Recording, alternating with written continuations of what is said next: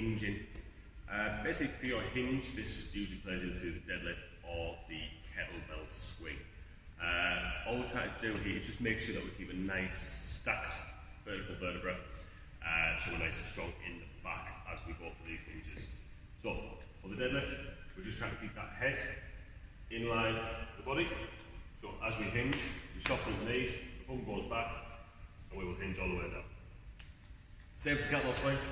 All we're doing is just trying to keep that head nice and neutral, that way our back stays nice and tight, we don't get any rounding in there. If we are rounding in the back, you generally find that we're going to start feeling some pain in that lower back area. So if a coach does say to you trying to tuck your chin, all he means is generally what you're doing is you're looking forward as you do it, and you'll either hyperextend or you will extend forward and curve your spine.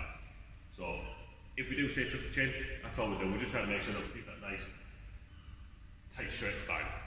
Alright guys, cheers for that.